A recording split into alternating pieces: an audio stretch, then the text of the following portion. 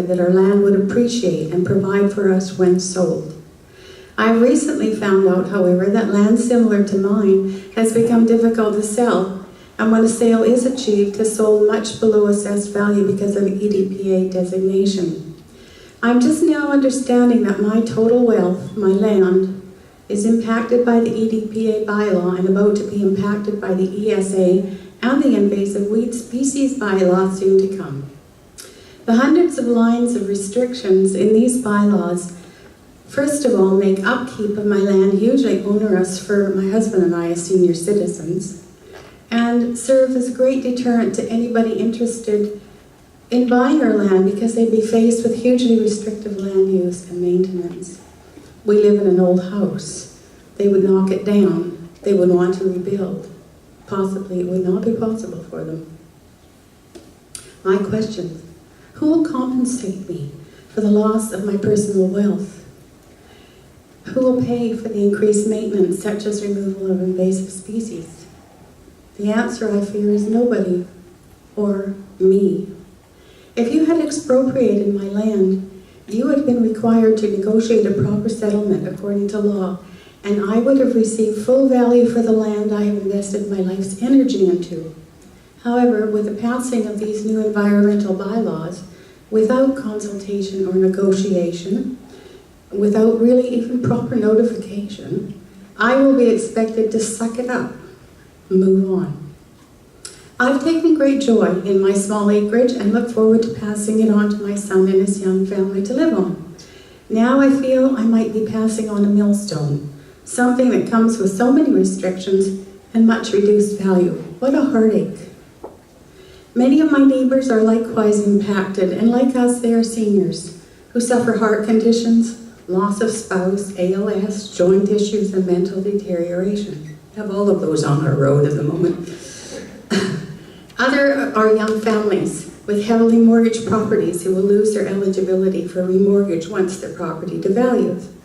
Who will compensate them? I'm asking Saanich to act with more reasonableness, fairness, and clarity of vision when faced with decisions around land use. Strict adherence to bylaws doesn't make sense in every instance. Creative solutions need to be pursued with all parties, and the aim should be in trying to find a win-win solution. Strict adherence to bylaws led to the decision, I believe, to cut 5,000 trees rather than taking a look at the best solution for all parties. Cluster housing options, which would have granted development on 50 acres of adjoining land to ours, leaving more green space for everyone, was vetoed by Saanich staff because cluster housing doesn't adhere to existing bylaws. ALR land on our road and elsewhere in our neighborhood has been clear-cut for agricultural use, but instead used to build mansions or apartment housing with no agriculture use whatsoever in existence. These are the results of a municipal government which governs by strict adherence to bylaw. I would like the EDPA bylaw withdrawn until such a time that a better process for addressing concerns such as mine has been put into place. Financial compensation and equitable distribution of the cost of implementing a new bylaw needs to be shared by all of us who want to maintain our green space. That only a few should pay to keep land as parkland. Sorry, Karen. Okay, that's fine. I have number 7 as well. Oh, can't double dip. This is for a neighbor that couldn't be here tonight. Is that acceptable? I don't think we talked about that in the rules setting, but it sounds like if you've got a submission from somebody else, then that seems reasonable. He's my next door neighbor, and he couldn't be here tonight because it's my name? Peter Antucci. Thank you. And it's not very long. He sent it to us in an email. His mother's had a stroke, and she's very sick, and she understands where he would like to be tonight because Peter's really passionate about this whole issue. His feelings are that Saanich staff have imposed themselves to a point where our priorities have been turned upside down. They've crossed a line that is beyond where a municipality belongs. We own our land and are not leasing this and land from Saanich in spite of what has been indicated to the public by Saanich staff. They have damaged us for maintaining these rural areas when they should support us. We are no longer living in harmony, and our municipality has divided us into armed camps. We are the environmentalists who have cared enough to make living here a priority. And these are his main points. Big impact on hobby farming for the owner versus the commercial farmer. Farming is narrowly defined under the Farm Practices Act. With climate change and other forces at play, many people are trying to ready themselves for greater self-sufficiency. Anything that kills individual initiative regarding food supply is bad policy for all. So we have both AOR and EDPA land where we are. Invasive species were not included in the open house presentation, even though it was almost ready to adopt. Why? Even though Saanich will not handle invasive species, all of us will, even if old and infirm. All of us will, even if old and infirm. This, according to Saanich, will be totally done at owner's expense, and if not, fines will be added to their taxes. This is discrimination against the elderly and actually against anybody living on these bigger properties. Was council aware of the invasive species bylaw work that's ready to be sent out? Saanich says their policy is to bring forward public input and be transparent. Saanich at this very meeting has not presented special time for the opposing group to put forward the complex arguments that are required to have a minimal understanding of what is happening. Those are his thoughts, and I'm just passing them on for him. Thank you, and maybe you could just take a minute of thought and silence for a mother who's fighting for her life now. It's Peter Rantucci's mother. Thank you.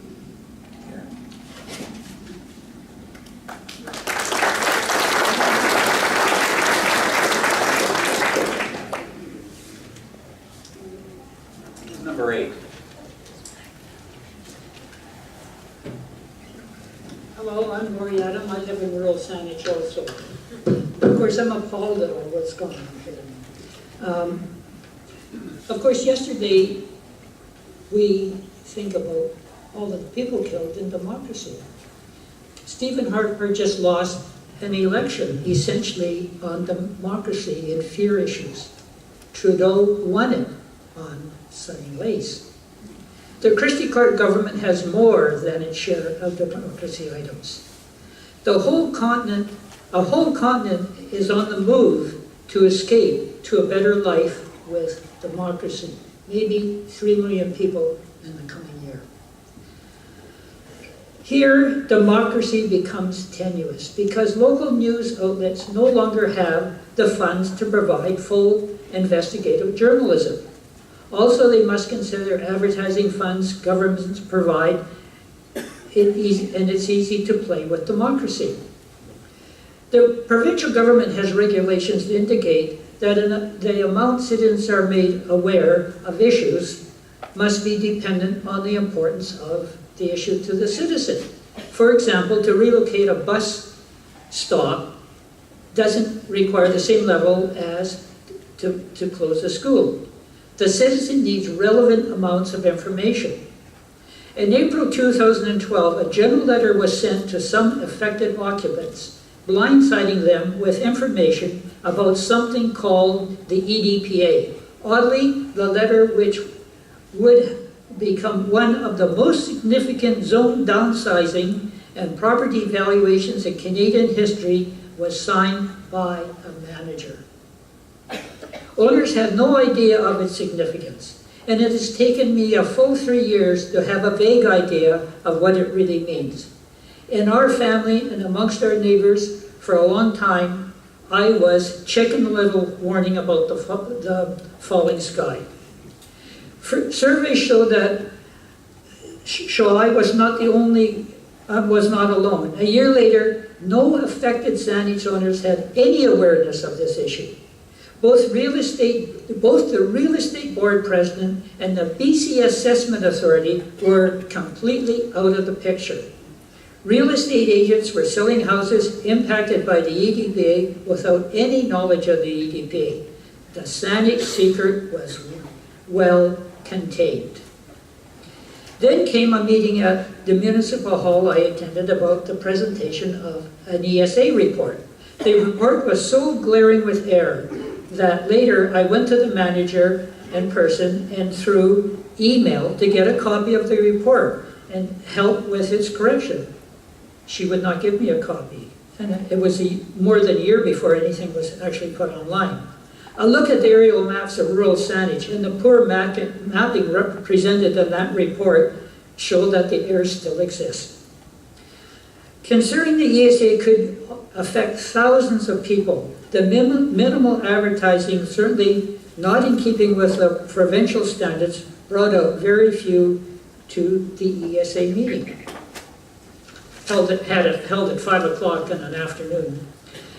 The minutes for this meeting prepared by the manager did not reflect at all the heated discussion by many in the meeting. It is obvious that the councillors have been very misinformed about public statements they have made. Apparently the control of property has been in the works for 16 years. It is unbelievable, but all were blindsided by the reported impact that the EPA and the ESA would have on property value, and the shift this will have as taxation's assessment process follows through. Am I through my... No. You got about 45 seconds. Already, okay. Saanich staff have a checkbox formula to show on paper that a democratic information process is in place. It is not in place. There's nothing like democracy happening in Saanich, and it's got to be cleaned up. As my grandson of 6 years old would say, we are on to you. And you can see by this crowd, there's no question about that. Thank you very much.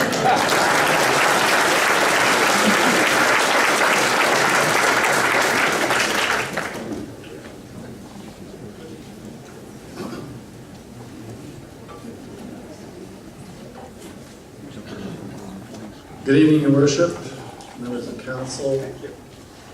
My name is Win Wright, and I live at 2929 Seaview Road on 10 Mile Point.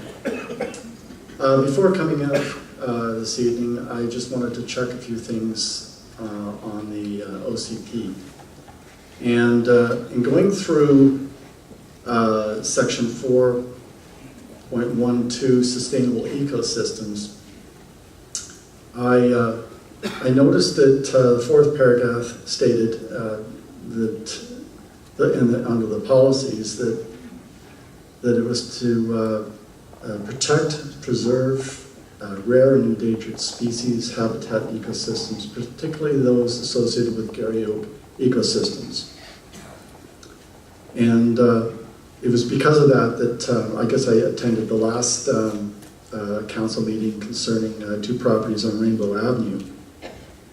A paragraph beneath this says, under policies, require restoration plans prepared by a qualified environmental professional where an environmentally sensitive area has been disturbed through unauthorized activities.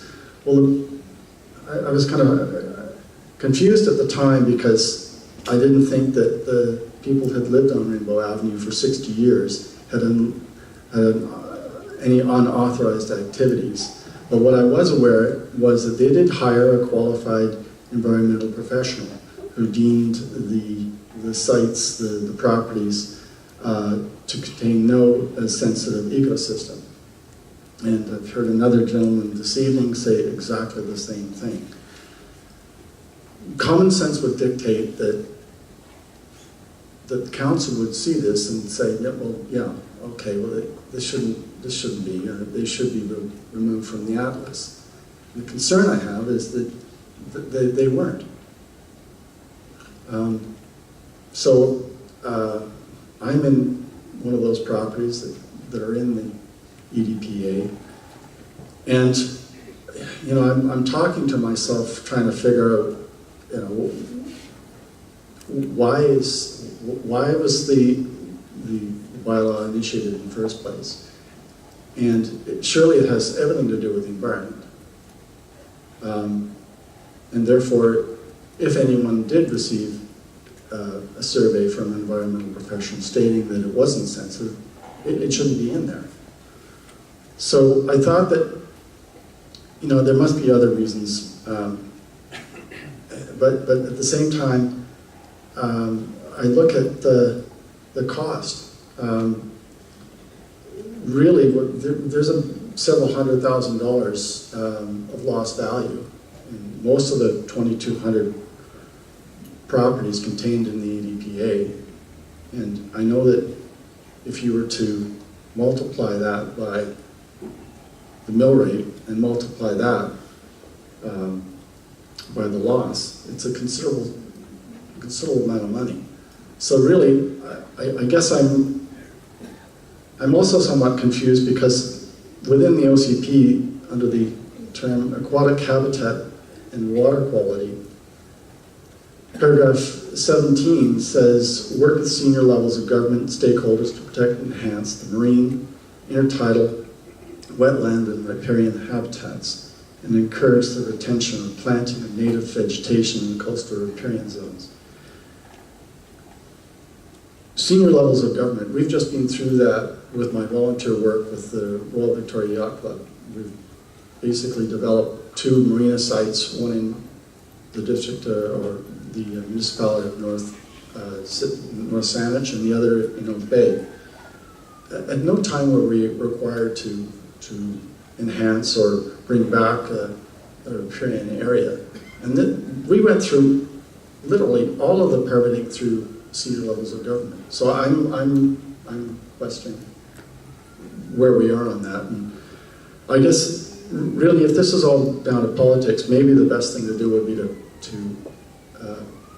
ask staff to come up with a recommendation to amend the existing bylaw so that property owners can basically hire a professional. I know we don't want to do it, but it gives us the avenue to hire a qualified environmental professional so that you've done your job in securing that we have to have a environmentally assessed area, that we're not in a sensitive area, and at the same time, time's up. Sorry. You've done a job for the average taxpayer. Thank you. Thank you, Wynn. Whoever's got number 10? Number 10 going once? Number 10, no? Maybe change mine? Number 11 then. Thank you.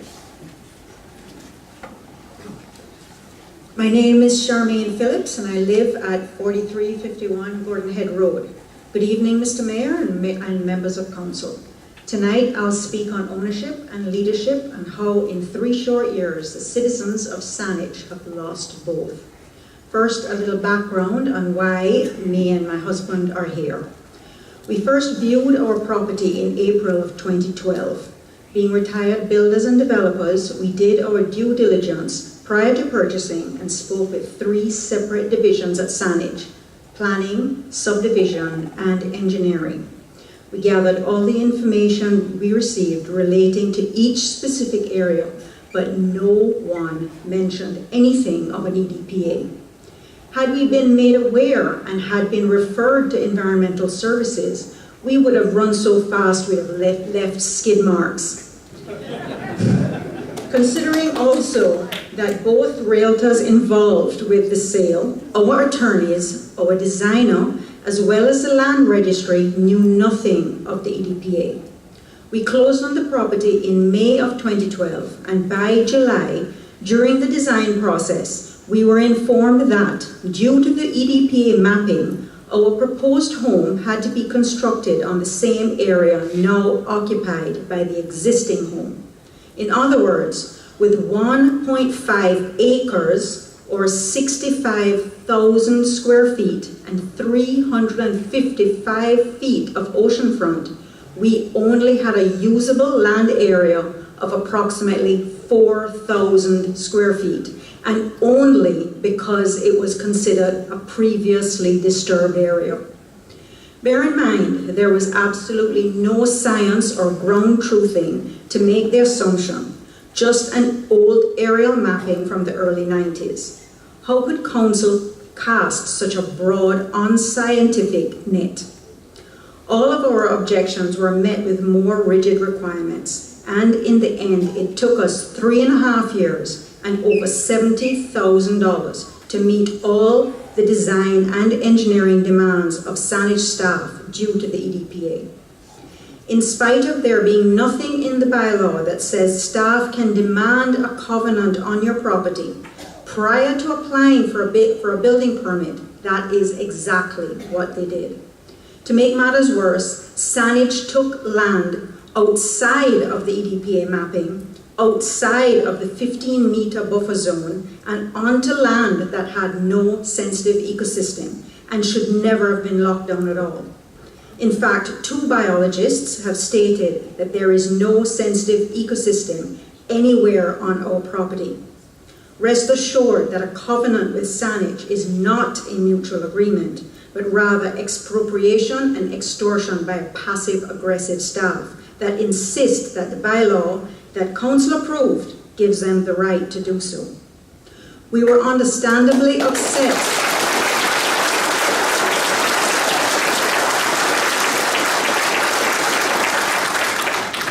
We were understandably upset, and in April of this year invited the mayor and council members to our property to see for themselves the condition of our property and that there was no sensitive ecosystem that would warrant that 62% of our waterfront be locked down in a covenant, and how severely limiting positioning a home on 1.5 acres proved to be.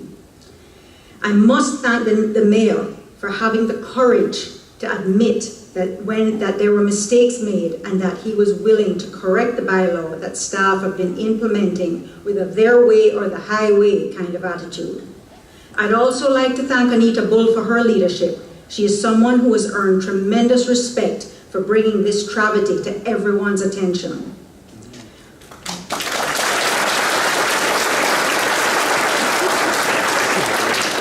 One more thing, Mr. Mayor. Considering all the controversy surrounding the EDPA bylaw and the decision made by Council on September 28th to suspend process around the EDPA properties until all input has been received and Council makes a decision on amendments, we are asking Council to extend the same courtesy to us and instruct staff to extend our building permit application deadline until May of 2016, when our DVP also expires. We would appreciate this very much, as it makes absolutely no financial sense for us to proceed with our building plans as it now stands with the EDPA. Thank you.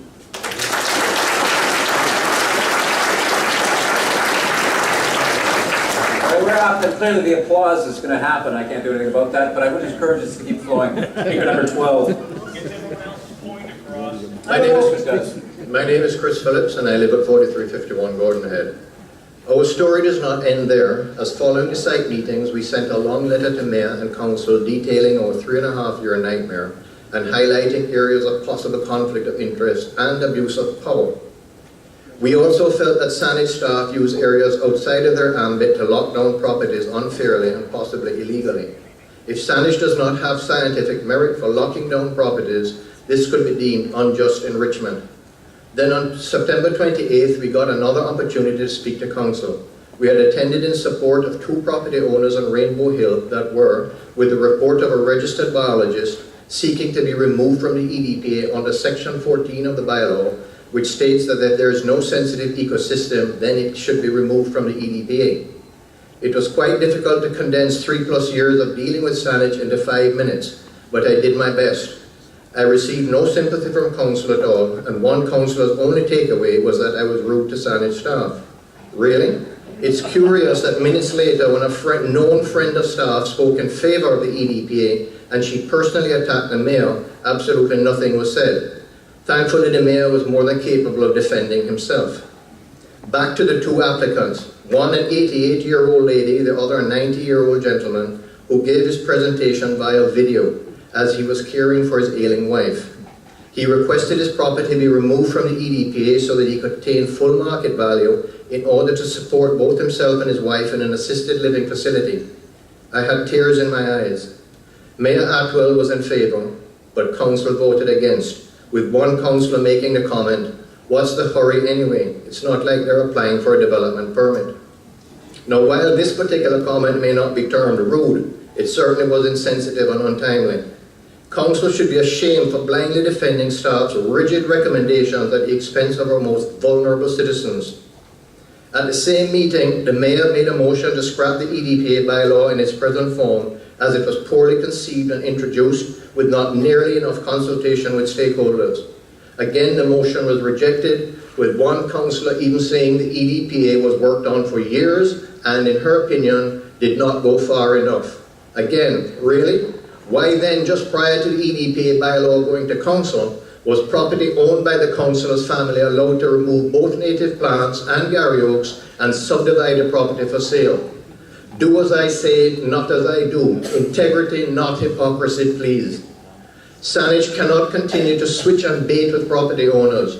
Once the municipality accepts a developer's application, charges fees, requests community amenities, allows access roads and parcels of land to be subdivided and sold off as private property, and Saanich then taxes said property at or near market value, what right do they have years later to claw back property rights and devalue your property without compensation or tax relief? You can't have it all.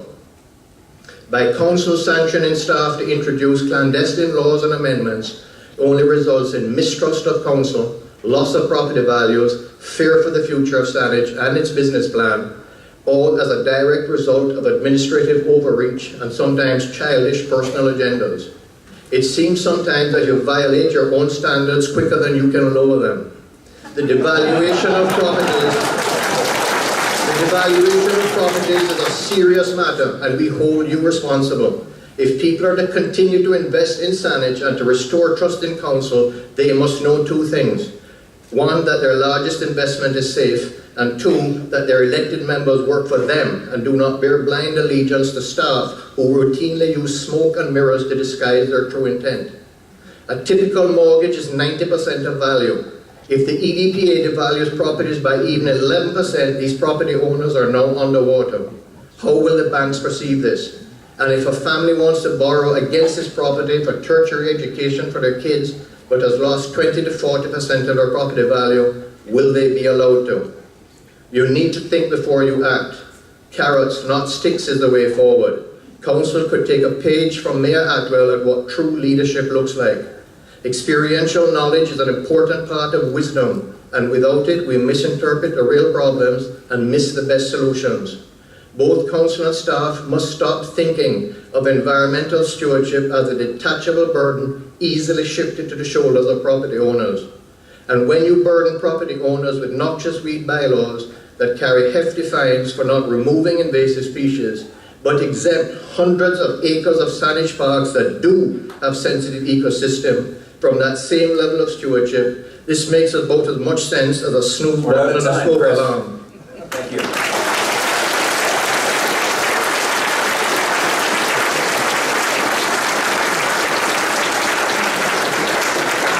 Getting livelier in here. Next speaker, I think we're on to number 14. Does anybody have number 14? Lucky number. Oh, we've got somebody. I'm not sure if number 13 got up. Apparently not. Yeah, I thought so. Is number 13 on here?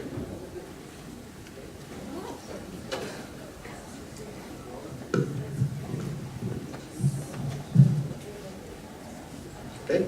Please go ahead. Okay, my name is Bill Morrison, and I reside at 945 Woodhull Drive. That's in the High Quadra, and my backyard runs on adjacent to the Christmas Hill Nature Sanctuary. The property is about 34 years old, and I purchased it 14 years ago. Now, I do have a concern about my specific property, but before I get into it, I just wanted to make the comment that I was completely unaware of the EDPA until this past June, when I just quite honestly happened to be perusing through the Saanich News and saw a notice about a open house at Saanich Commonwealth Pool. At any rate, I went to the open house and I spoke to a Saanich staff member. And I will not mention his name because I don't want to be here to embarrass anybody. But I do have it in my records. And he brought my property up on the computer, and we looked at it. And he said that my property did not fall within the parameters of the EDPA, and that I was not affected by the bylaw. But I've just recently retired, and after 37 years of being a tax auditor, I just felt uneasy about his body language and the way he presented himself. It's a skill you pick up when you audit tax returns. Anyway, based on my gut feel, I decided that I basically self-administer myself with respect to the EDPA. And one of the things I did a few weeks ago was I went on the Saanich website and I looked at the GIS mapping process. And based on that mapping process, I am subject to the parameters of the EDPA. Now, this is obviously in direct contradiction of what the Saanich staff member told me at the Commonwealth meeting on June 17th. And I find it kind of confusing that I am subject to it because my backyard has just lawn only. There's no trees and there's no eco-sensitive systems back there. So, as I say, based on the mapping, it looks like somebody basically made a freehand drawing through the properties. And I also went further and looked at all my neighbors, all 8 of us down on the same street, and they're all subject to the EDPA. And in fact, one of the properties has the line squiggling right through the middle of his house. Somehow, that just doesn't make sense. And I guess what my concern is I have profound